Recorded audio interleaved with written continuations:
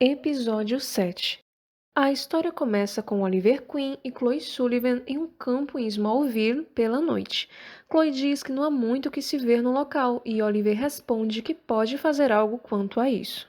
Ele então lança uma flecha no céu que ilumina tudo, como fogos de artifício. Chloe diz que é mais prático do que usar luvas de boxe. Oliver diz que ela sabe que ele usou um protótipo e ela responde que ele deve gastar o dinheiro deles da forma que achar melhor. Ele questiona o pronome nosso, que ela usou para se referir ao dinheiro, e ela responde que foi ele que colocou um anel no seu dedo. Entre comentários sobre o relacionamento deles, Oliver diz que, considerando que eles estão a algumas horas do amanhecer e caçando uma possível nave alienígena, eles deveriam ter trazido o reforço. Chloe questiona se o reforço a que ele se refere é o Superman, mas Oliver responde que ele ficou preso apanhando um ônibus espacial. Pela leitura do dispositivo, eles percebem que estão chegando perto do que estão procurando. Oliver relembra que a Terra não possui boas memórias de visitantes, lembrando do casal de kryptonianos hostil, Apocalipse e Brainiac. Chloe lembra que Clark e John Jones têm sido raros exemplos agradáveis.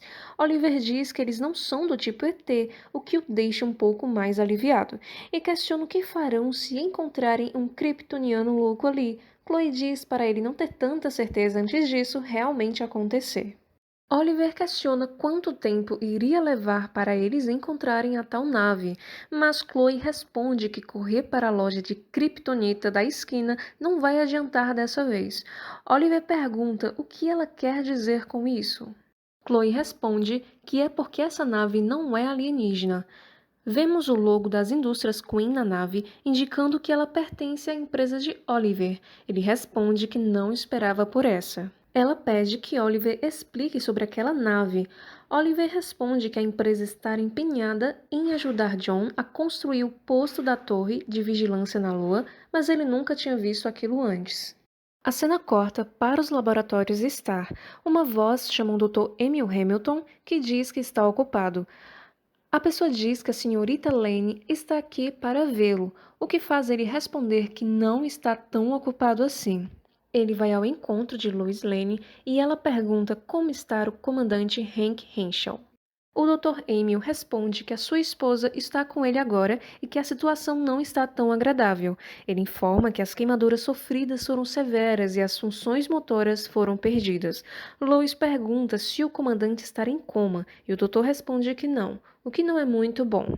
O doutor informa que ele está bem longe de um estado vegetativo, já que sua mente ainda funciona. Porém, como ele não consegue se mover ou falar, ele acaba ficando preso dentro do próprio corpo.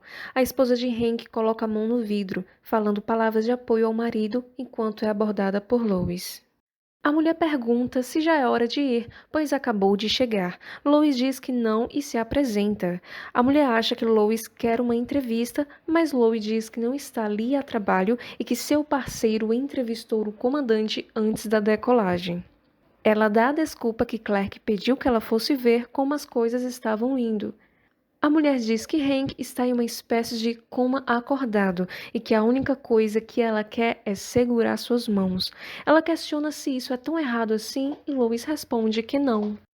A mulher diz que vai ter que se contentar apenas em vê-lo e uma coisa que ela não consegue entender é porque ele não o salvou. Em lágrimas, ela questiona por que o Superman não chegou a tempo. Lois diz que entende que ela está passando por um momento difícil, mas que ela já deve ter ouvido as gravações do controle da missão. Lois completa que Hank fez o que tinha que fazer, mas a mulher insiste que Superman não foi rápido o bastante para salvar Hank. Lois defende Superman, dizendo que ele trouxe toda a tripulação em segurança, enquanto o comandante seguiu protegendo o vazamento de radiação até atingir a órbita.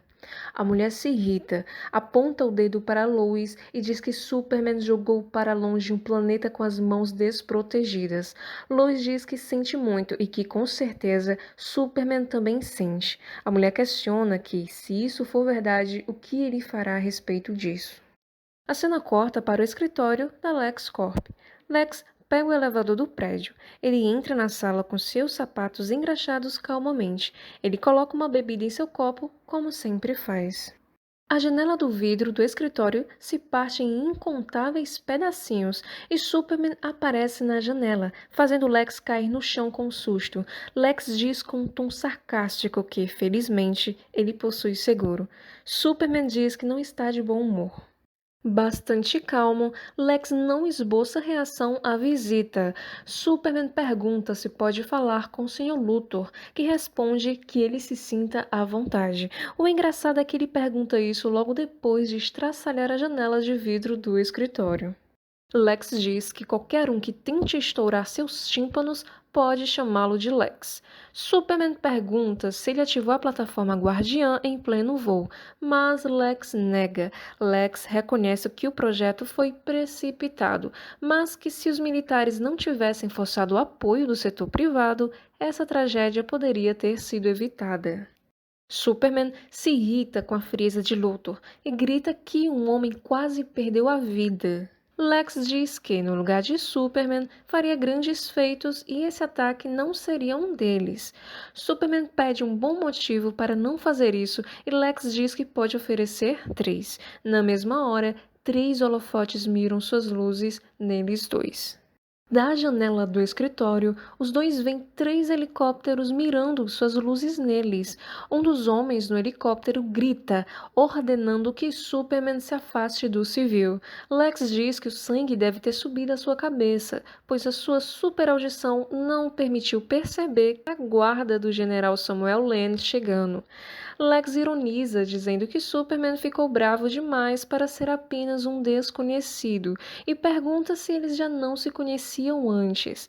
Clark pergunta qual o sentido de tudo isso e Lex responde ao Homem de Aço que é tudo para manter as aparências.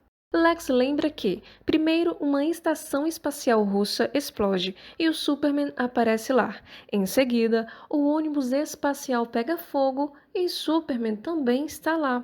E por fim, considerando os cacos de vidros em seus pés, parece que o Superman acabou de atacar um dos principais prédios no centro de uma cidade. Lex completa dizendo que o exército tem todo o direito de estar nervoso. A pessoa no helicóptero grita num alto-falante que Superman está sendo convocado a ser interrogado pela Força Militar dos Estados Unidos. Clark diz que isso não vai acontecer e um dos helicópteros prepara uma metralhadora para disparar. A história termina com Lex dizendo que agora é a parte que Superman foge e Clark se preparando para ser metralhado. E esse foi o 7º episódio de Smallville. Se você gostou e gostaria de ver mais trabalhos futuramente, inscreva-se e deixe o seu like. Então, até o próximo episódio.